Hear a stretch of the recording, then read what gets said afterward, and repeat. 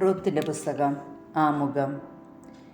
യഹൂദ വംശജയല്ലാത്തവളും മൊവാബിയവുമായ റൂത്തിന്റെ പേരിൽ പഴയ നിയമത്തിലെ ഒരു പുസ്തകം അറിയപ്പെടുക അസാധാരണമാണ്. സുഹൃദിനിയും വിശ്വസ്തയുമായ റൂത്തിനെ ഇസ്രായേലിൻ്റെ ദൈവമായ കർത്താവ് സമൃദ്ധമായി അനുഗ്രഹിച്ചു. റൂത്തിന്റെ ഭർത്താവ് ഒരു ഇസ്രായേൽക്കാരനായിരുന്നു. റൂത്ത് തൻ്റെ ഭർത്താവും വിധവയുമായ അമ്മായിയമ്മ നവോമിയും ഒരുമിച്ച് മൊവാബിൽ വസിക്കുമ്പോൾ ഭർത്താവ് മരിച്ചു. നവോമി ജെറുസലേമിലേക്ക് തിരിച്ചു പോന്നപ്പോൾ റൂത്ത് തൻ്റെ ഭർത്താവിൻ്റെ ദൈവത്തോടും അമ്മായിയമ്മയോടും വിശ്വസ്തത പുലർത്തിക്കൊണ്ട് അവളോടൊപ്പം ജെറുസലേമിലേക്ക് പോന്നു. ദൈവം അവളെ അനുഗ്രഹിച്ചു. വിശ്വസ്തതയ്ക്ക് അവൾ ഒരു മാതൃകയായി തീർന്നു. അവിടെ അവൾ മരിച്ചുപോയ തൻ്റെ ഭർത്താവിൻ്റെ ബന്ധുവും സമ്പന്നനുമായ ബോവാസിൻ്റെ ഭാര്യയായി. അതുവഴി അവളുടെ പേര് ദാവീദിൻ്റെ പിതാക്കന്മാരുടെ പട്ടികയിലും യേശുവിൻ്റെ വംശാവലിയിലും ഉൾപ്പെട്ടു. ദൈവത്തിൻ്റെ രക്ഷാകര പദ്ധതി സാർവത്രികമാണ് എന്നതിൻ്റെ സൂചന ഇതുവഴി നമുക്ക് ലഭിക്കുന്നു. അധ്യായം 1. എലിമേലെക്കും കുടുംബവും മോവാബിൽ. ന്യായാധിപന്മാരുടെ ഭരണകാലത്ത് നാട്ടിൽ ക്ഷാമമുണ്ടായി. അന്ന് യൂദായിലെ ഒരു ബത്ലഹേംകാരൻ ഭാര്യയും പുത്രന്മാർ ഇരുവരുമൊത്ത് മോവാബ് ദേശത്ത് കുടിയേറിപ്പാർത്തു. അവൻ്റെ പേര് എലിമേലെക്ക്, ഭാര്യ നവോമി, പുത്രന്മാർ മഹ്ലോനും കിലിയോനും. അവർ യൂദായിലെ ബത്ലഹേമിൽ നിന്നുള്ള എഫ്രാത്യരായിരുന്നു. അവർ മോവാബിൽ താമസമാക്കി. നവോമിയുടെ ഭർത്താവ് എലിമേലെക്ക് മരിച്ചു. അവളും പുത്രന്മാരും ശേഷിച്ചു. പുത്രന്മാർ ഓർഫ, റൂത്ത് എന്നീ മോവാബ്യ സ്ത്രീകളെ വിവാഹം ചെയ്തു. 10 വർഷത്തോളം അവർ അവിടെ കഴിഞ്ഞു. അങ്ങനെയിരിക്കെ മഹ്ലോനും കിലിയോനും മരിച്ചു. നവോമിക്ക് ഭർത്താവും പുത്രന്മാരും നഷ്ടപ്പെട്ടു. നവോമിയും റൂത്തും ബത്ലഹേമിലേക്ക്. കർത്താവ് തൻ്റെ ജനത്തെ ഭക്ഷണം നൽകി അനുഗ്രഹിക്കുന്നു എന്ന് കേട്ട് നവോമി മരുമക്കളോടുകൂടെ മോവാബിൽ നിന്ന് തിരികെ പോകാനൊരുങ്ങി. അവൾ താമസിച്ചിരുന്ന സ്ഥലത്ത് നിന്ന് മരുമക്കളോടുകൂടെ പുറപ്പെട്ട് യൂദയായിലേക്കുള്ള വഴിയിലെത്തി. അപ്പോൾ നവോമി മരുമക്കളോട് പറഞ്ഞു, നിങ്ങൾ മാതൃഭവനങ്ങളിലേക്ക് മടങ്ങിപ്പോകുവിൻ. മരിച്ചവരോടും എന്നോടും നിങ്ങൾ കരുണ കാണിച്ചു. കർത്താവ് നിങ്ങളോടും കരുണ കാണിക്കട്ടെ. വീണ്ടും വിവാഹം ചെയ്ത് കുടുംബജീവിതം നയിക്കാൻ കർത്താവ് നിങ്ങളെ അനുഗ്രഹിക്കട്ടെ. അവൾ അവരെ ചുംബിച്ചു. അവർ പൊട്ടിക്കരഞ്ഞു. അവർ പറഞ്ഞു, ഞങ്ങൾ പോകുന്നില്ല. അമ്മയുടെ ആളുകളുടെ അടുത്തേക്ക് ഞങ്ങളും വരുന്നു. എന്നാൽ നവോമി പറഞ്ഞു, എൻ്റെ മക്കളെ, നിങ്ങൾ തിരിച്ചു പോകുവിൻ. എന്തിന് എന്നോടുകൂടെ വരുന്നു? നിങ്ങൾക്ക് ഭർത്താക്കന്മാരാകാൻ എനിക്കിനി പുത്രന്മാരുണ്ടാകുമോ? എൻ്റെ മക്കളെ, നിങ്ങൾ മടങ്ങിപ്പോകുവിൻ. വിവാഹം ചെയ്യാൻ കഴിയാത്ത വിധം ഞാൻ വൃദ്ധയായിരിക്കുന്നു. അഥവാ ഈ രാത്രി തന്നെ ഭർത്താവിനെ സ്വീകരിച്ച് പുത്രന്മാരെ ഗർഭം ധരിച്ചാൽ തന്നെ അവർക്ക് പ്രായമാകുന്നതുവരെ നിങ്ങൾ കാത്തിരിക്കുമോ? നിങ്ങൾ വിധവകളായി കഴിയുമോ? ഇല്ല. മക്കളെ, കർത്താവിൻ്റെ കരം എനിക്കെതിരായി ഉയർന്നിരിക്കുന്നു. നിങ്ങളെ പ്രതിയും ഞാൻ അത്യധികം വ്യസനിക്കേണ്ടി വരും. അവർ വീണ്ടും പൊട്ടിക്കരഞ്ഞു. ഓർഫ അമ്മായിയമ്മയെ ചുംബിച്ച് വിടവാങ്ങി. റൂത്ത് അവളെ പിരിയാതെ നിന്നു.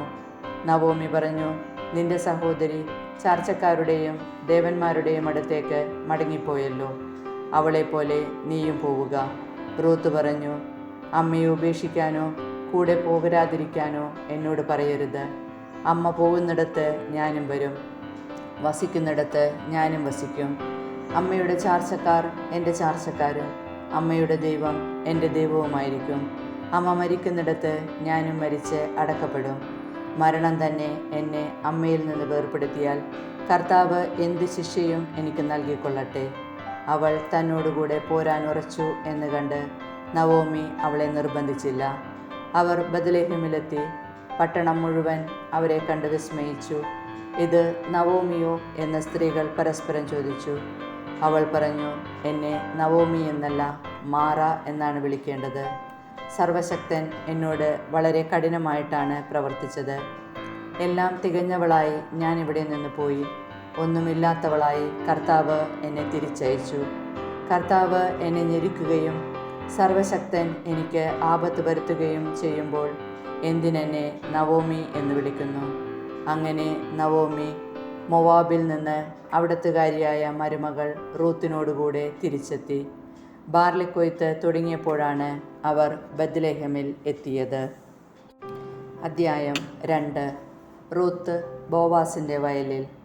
നവോമിയുടെ ഭർത്ത് കുടുംബത്തിൽ ബോവാസ് എന്നു പേരായ ഒരു ധനികനുണ്ടായിരുന്നു. ഞാൻ പോയി എന്നെ അനുവദിക്കുന്നവരുടെ വയലിൽ കാലാപെറുക്കട്ടെ എന്ന് മൊവാബിയായ റൂത്ത് നവോമിയോട് ചോദിച്ചു. അവൾ പറഞ്ഞു, പൊയ്ക്കൊള്ളുക.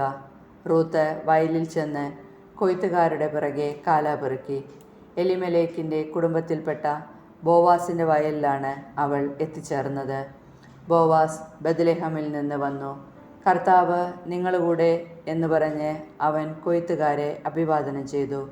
കർത്താവ് അങ്ങയെ അനുഗ്രഹിക്കട്ടെ എന്ന് അവർ പ്രത്യഭിവാദനം ചെയ്തു. കൊയ്ത്തുകാരുടെ മേൽനോട്ടം വഹിച്ചിരുന്ന ഭൃത്യനോട് ബോവാസ് ചോദിച്ചു, ആരാണ് ഈ യുവതി? നവോമിയോടൊപ്പം മൊവാബിൽ നിന്ന് വന്ന മൊവാബിയ സ്ത്രീയാണവൾ എന്ന് ഭൃത്യൻ മറുപടി നൽകി. വയലിൽ കാലാപെറുക്കാൻ അനുവദിക്കണമേ എന്ന് അവൾ അപേക്ഷിച്ചു. രാവിലെ മുതൽ ഇതുവരെ വിശ്രമമില്ലാതെ കാലാപെറുക്കുകയാണ്. അപ്പോൾ ബോവാസ് റൂത്തിനോട് പറഞ്ഞു, മകളെ, കാലാപെറുക്കാൻ ഇവിടം വിട്ട് മറ്റു വയലുകളിൽ പോകേണ്ട. എൻ്റെ ദാസിമാരോടുകൂടെ ചേർന്നുകൊള്ളുക. അവർ കൊയ്യുന്നതെവിടെയെന്ന് നോക്കി അവരെ പിന്തുടരുക. നിന്നെ ശല്യപ്പെടുത്തരുതെന്ന് ഭൃത്യന്മാരോട് ഞാൻ പറഞ്ഞിട്ടുണ്ട്. നിനക്ക് ദാഹിക്കുമ്പോൾ അവർ കോരിവെച്ചിട്ടുള്ള വെള്ളം കുടിക്കാം. അവൾ സാഷ്ടാംഗം പ്രണമിച്ചുകൊണ്ട് ബോവാസിനോട് പറഞ്ഞു, അന്യനാട്ടുകാരിയായ എന്നോട് കരുണ തോന്നാൻ ഞാൻ അങ്ങേക്ക് എന്ത് നന്മ ചെയ്തു? ബോവാസ് പറഞ്ഞു, ഭർത്താവിൻ്റെ മരണത്തിനു ശേഷം നീ അമ്മായിയമ്മയ്ക്ക് വേണ്ടി ചെയ്തതും മാതാപിതാക്കളെയും സ്വദേശത്തെയും വിട്ട് അപരിചിതരായ ജനത്തിൻ്റെ ഇടയിൽ വന്നതുമെല്ലാം എനിക്കറിയാം. നിന്റെ പ്രവൃത്തികൾക്ക് കർത്താവ് പ്രതിഫലം നൽകും. നീ അഭയം പ്രാപിച്ചിരിക്കുന്ന ഇസ്രായേലിൻ്റെ ദൈവമായ കർത്താവ് നിന്നെ സമൃദ്ധമായി അനുഗ്രഹിക്കും. അപ്പോൾ റൂത്ത് പറഞ്ഞു, യജമാനനെ, അങ്ങ് എന്നോട് വലിയ ദയയാണ് കാണിക്കുന്നത്. എന്തെന്നാൽ ഞാൻ അങ്ങയുടെ ദാസിമാരിൽ ഒരുവളല്ല. എങ്കിലും ഈ ദാസിയെ ആശ്വസിപ്പിക്കുകയും കരുണയോടെ സംസാരിക്കുകയും ചെയ്തു. ഭക്ഷണ സമയത്ത് ബോവാസ് അവളോട് പറഞ്ഞു, വന്ന് ഭക്ഷണം കഴിക്കൂ. വീഞ്ഞിൽ മുക്കി അപ്പം ഭക്ഷിച്ചുകൊള്ളൂ. അങ്ങനെ അവൾ കൊയ്ത്തുകാരുടെ കൂടെ ഇരുന്നു. അവൻ അവൾക്ക് മലർ കൊടുത്തു. അവൾ ഭക്ഷിച്ച് തൃപ്തിയായി. ബാക്കിയും വന്നു. അവൾ കാലാപെറുക്കാൻ എഴുന്നേറ്റപ്പോൾ ബോവാസ് ഭൃത്യന്മാരോട് പറഞ്ഞു, അവൾ കറ്റകളുടെ ഇടയിൽ നിന്ന് ശേഖരിച്ചു കൊള്ളട്ടെ. അവളെ ശകാരിക്കരുത്. കറ്റകളിൽ നിന്ന് കുറേശ്ശെ വലിച്ചൂരി അവൾക്ക് പെറുക്കാനിടണം. അവളെ ശാസിക്കരുത്. അങ്ങനെ അവൾ സന്ധ്യ വരെ കാലാപെറുക്കി. മെതിച്ചപ്പോൾ ഏകദേശം 1 ഏഫ ബാർലി ഉണ്ടായിരുന്നു. അവൾ അതെടുത്തുകൊണ്ട് നഗരത്തിലേക്ക് പോയി. താൻ ശേഖരിച്ച ധാന്യം അമ്മായിയമ്മയെ കാണിച്ചു. ബാക്കി വന്ന ആഹാരം അവൾക്ക് കൊടുക്കുകയും ചെയ്തു. അമ്മായിയമ്മ ചോദിച്ചു, എവിടെയാണ് ഇന്ന് നീ കാലാപെറുക്കിയത്? എവിടെയാണ് ഇന്ന് നീ ജോലി ചെയ്തത്? നിന്നോട് കരുണ തോന്നിയ മനുഷ്യൻ അനുഗ്രഹീതനാകട്ടെ. താൻ ഇന്ന് ജോലി ചെയ്തത് ബോവാസിനോട് കൂടെയാണെന്ന് അവൾ അമ്മായിയമ്മയോട് പറഞ്ഞു. നവോമി മരുമകളോട് പറഞ്ഞു, ജീവിച്ചിരിക്കുന്നവരോടും മരിച്ചവരോടും കാരുണ്യം കാണിക്കുന്ന കർത്താവ് അവനെ അനുഗ്രഹിക്കട്ടെ. അവൾ തുടർന്നു, അവൻ നമ്മുടെ ബന്ധുവാണ്, ഉറ്റ ബന്ധു. റൂത്ത് പറഞ്ഞു, കൊയ്ത്ത് മുഴുവൻ തീരുവോളം വേലക്കാരോടുകൂടെ ഉണ്ടായിരിക്കണമെന്ന് അവൻ എന്നോട് പറഞ്ഞിട്ടുണ്ട്. നവോമി മരുമകളോട് പറഞ്ഞു, മറ്റു വയലുകളിൽ പോയി ശല്യം ഏൽക്കാനിടയാകാതെ നീ അവൻ്റെ ദാസന്മാരോടുകൂടെ പോകുന്നതാണ് നല്ലത്. അങ്ങനെ ബാർലിയുടെയും ഗോതമ്പിൻ്റെയും വിളവെടുപ്പ് കഴിയുന്നതുവരെ അവൾ ബോവാസിൻ്റെ ദാസിമാരോട് ചേർന്ന് നിന്ന് കാലാപെറുക്കി തൻ്റെ അമ്മായിയമ്മയോടൊത്ത് ജീവിച്ചു. അദ്ധ്യായം 3. ബോവാസിൻ്റെ മെതിക്കളത്തിൽ. നവോമി റൂത്തിനോട് പറഞ്ഞു, മകളെ, സന്തുഷ്ടമായ കുടുംബജീവിതത്തിൽ നിന്നെ പ്രവേശിപ്പിക്കുക എൻ്റെ കടമയല്ലേ? നീ ആരുടെ ദാസികളുമൊത്ത് ജോലി ചെയ്യുന്നുവോ ആ ബോവാസ് നമ്മുടെ ബന്ധുവാണല്ലോ. മെതിക്കളത്തിൽ ബാർലി പാറ്റുന്നതിന് അവൻ ഇന്ന് രാത്രി വരുന്നുണ്ട്. നീ കുളിച്ച് തൈലം പൂശി ഏറ്റവും നല്ല വസ്ത്രവും ധരിച്ച് മെതിക്കളത്തിലേക്ക് ചെല്ലുക. എന്നാൽ അവൻ്റെ അത്താഴം കഴിയുന്നതുവരെ അവൻ നിന്നെ തിരിച്ചറിയാൻ ഇടയാകരുത്. അവൻ ഉറങ്ങാൻ കിടക്കുന്ന സ്ഥലം നോക്കി വയ്ക്കുക. പിന്നീട് നീ ചെന്ന് അവൻ്റെ കാലിൽ നിന്ന് പുതപ്പ് മാറ്റി അവിടെ കിടക്കുക. നീ ചെയ്യേണ്ടതെന്തെന്ന് അവൻ പറഞ്ഞു തരും. അമ്മ പറഞ്ഞതുപോലെ ഞാൻ ചെയ്യാം എന്ന് അവൾ പറഞ്ഞു. അവൾ മെതിക്കളത്തിൽ ചെന്ന് അമ്മായിയമ്മ പറഞ്ഞതുപോലെ പ്രവർത്തിച്ചു. ഭക്ഷിച്ചും പാനം ചെയ്തും സന്തുഷ്ടനായപ്പോൾ ബോവാസ് ധാന്യകൂമ്പാരത്തിൻ്റെ അരികിൽ കിടന്നുറങ്ങി. അപ്പോൾ അവൾ സാവധാനം ചെന്ന് അവൻ്റെ കാലിൽ നിന്ന് പുതപ്പ് മാറ്റി അവിടെ കിടന്നു. അർദ്ധരാത്രിയിൽ അവൻ ഞെട്ടി ഉണർന്നു. കാൽക്കൽ ഒരു സ്ത്രീ കിടക്കുന്നു. നീ ആരാണ്? അവൻ ചോദിച്ചു. ഞാൻ നിന്റെ ദാസിയായ റൂത്ത് ആണ് എന്ന് അവൾ പറഞ്ഞു. അങ്ങ് എൻ്റെ അടുത്ത ബന്ധുവാകിയാൽ അങ്ങയുടെ വസ്ത്രം ഈ ദാസിയുടെ മേൽ വിരിച്ച് എന്നെ സ്വീകരിക്കുക. അവൻ മറുപടി പറഞ്ഞു, മകളെ, കർത്താവ് നിന്നെ അനുഗ്രഹിക്കട്ടെ. നീ ഇപ്പോൾ കാണിച്ചിരിക്കുന്ന ഔദാര്യം ആദ്യത്തേതിലും വലുതാണ്.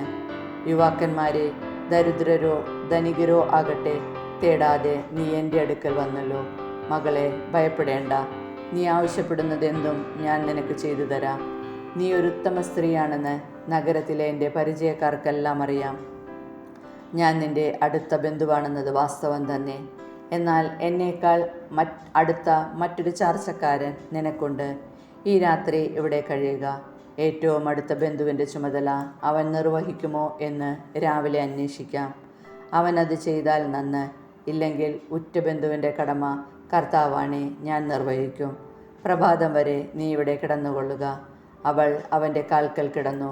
അതിരാവിലെ ആളറിയുന്നതിന് മുൻപേ അവൾ എഴുന്നേറ്റു. ബോവാസ് പറഞ്ഞു, മെതിക്കളത്തിൽ ഒരു സ്ത്രീ വന്നെന്ന് ആരും അറിയരുത്. നിന്റെ മേലങ്കി വിരിച്ചു പിടിക്കുക.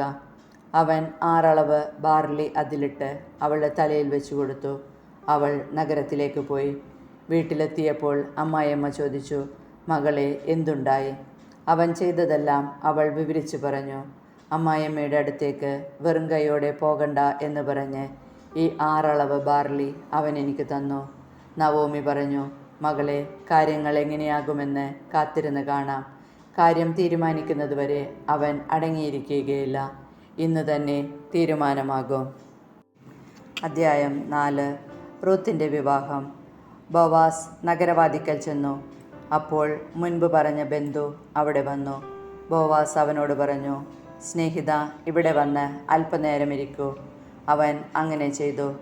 നഗരത്തിൽ നിന്ന് ശ്രേഷ്ഠന്മാരായ 10 പേരെ കൂടി ബോവാസ് വിളിച്ചു കൊണ്ടുവന്നു. ഇവിടെ ഇരിക്കുവിനെന്ന് അവരോടും പറഞ്ഞു. അവരും ഇരുന്നു. ബോവാസ് തൻ്റെ ബന്ധുവിനോട് പറഞ്ഞു, മോവാബ് ദേശത്ത് നിന്ന് തിരിച്ചു വന്ന നവോമി നമ്മുടെ ബന്ധുവായ എലിമലേക്കിൻ്റെ നിലത്തിൽ ഒരു ഭാഗം വിൽക്കാൻ പോകുന്നു. അത് നിന്നെ അറിയിക്കണമെന്ന് ഞാൻ കരുതി. ഇവിടെ ഇരിക്കുന്നവരുടെയും എൻ്റെ ജനത്തിലെ ശ്രേഷ്ഠന്മാരുടെയും സാന്നിധ്യത്തിൽ നീ അത് വാങ്ങുക എന്ന് പറയണമെന്നും ഞാൻ ആഗ്രഹിച്ചു. മനസ്സുണ്ടെങ്കിൽ നീ അത് വീണ്ടെടുക്കുക. താല്പര്യമില്ലെങ്കിൽ എന്നെ അറിയിക്കുക. അത് വീണ്ടെടുക്കാൻ നീയല്ലാതെ മറ്റാരുമില്ല. നീ വീണ്ടെടുക്കുന്നില്ലെങ്കിൽ അത് ചെയ്യേണ്ട അടുത്ത ആൾ ഞാനാണ്. അവൻ പറഞ്ഞു, ഞാനത് വീണ്ടെടുക്കാം. അപ്പോൾ ബോവാസ് പറഞ്ഞു, നവോമിയിൽ നിന്ന് വയൽ വാങ്ങുന്ന ദിവസം തന്നെ മരിച്ചവൻ്റെ നാമം അവകാശികളിലൂടെ നിലനിർത്തുന്നതിന് വേണ്ടി അവൻ്റെ വിധവയും മൊവാബിയുമായ റൂത്തിനെയും കൂടി നീ സ്വീകരിക്കണം. അപ്പോൾ ബന്ധു പറഞ്ഞു, അത് സാധ്യമല്ല. കാരണം അതുവഴി എൻ്റെ അവകാശം നഷ്ടപ്പെടാൻ ഇടയാകും. വീണ്ടെടുക്കാനുള്ള അവകാശം നീ തന്നെ ഉപയോഗിച്ചു കൊള്ളുക. എനിക്കത് സാധ്യമല്ല. വീണ്ടെടുപ്പും കൈമാറ്റവും സംബന്ധിച്ച് ഇസ്രായേലിൽ മുമ്പ് നിലവിലിരുന്ന നിയമം ഇതാണ്. ഇടപാട് സ്വീകരിക്കുന്നതിനു വേണ്ടി ഒരാൾ തൻ്റെ ചെരുപ്പൂരി മറ്റേയാളെ ഏൽപ്പിക്കും. ഇതായിരുന്നു ഇസ്രായേലിലെ നടപ്പ്. അതനുസരിച്ച് നീ വാങ്ങിക്കൊള്ളുക എന്ന് പറഞ്ഞ് ആ ബന്ധു തൻ്റെ ചെരുപ്പൂരി. അനന്തരം ബോവാസ് ശ്രേഷ്ഠന്മാരോടും മറ്റുള്ളവരോടും പറഞ്ഞു, എലിമലേക്കിൻ്റേതും മഹ്ലോൻ, കിലിയോൻ എന്നിവരുടേതുമായ എല്ലാം നവോമിയിൽ നിന്ന് ഇന്ന് ഞാൻ വാങ്ങി എന്നതിന് നിങ്ങൾ സാക്ഷികളാണ്.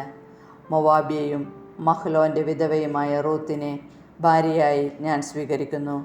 മരിച്ചവൻ്റെ നാമം സഹോദരന്മാരുടെ ഇടയിൽ നിന്നും ജന്മദേശത്തു നിന്നും മാഞ്ഞു പോകാതിരിക്കുന്നതിനും അനന്തരാവകാശികളിലൂടെ അത് നിലനിർത്തുന്നതിനും വേണ്ടിയാണത്. ഇന്ന് നിങ്ങൾ അതിന് സാക്ഷികളാണ്. അപ്പോൾ ശ്രേഷ്ഠന്മാരും നഗരകവാടത്തിൽ നിന്നിരുന്നവരും പറഞ്ഞു, ഞങ്ങൾ സാക്ഷികളാണ്. കർത്താവ് നിന്റെ ഭവനത്തിലേക്ക് വരുന്ന സ്ത്രീയെ ഇസ്രായേൽ ജനത്തിന് ജന്മം കൊടുത്ത റാഹേൽ, ലയ എന്നിവരെ പോലെ ആക്കട്ടെ. നീ എഫ്രായത്തിൽ ഐശ്വര്യവാനും ബത്ലഹേമിൽ പ്രസിദ്ധനുമാകട്ടെ. യൂദായ്ക്ക് താമാറിൽ ജനിച്ച പേരസിൻ്റെ ഭവനം പോലെ ഈ യുവതിയിൽ കർത്താവ് നിനക്ക് തരുന്ന സന്താനങ്ങളിലൂടെ നിന്റെ ഭവനവും ആകട്ടെ.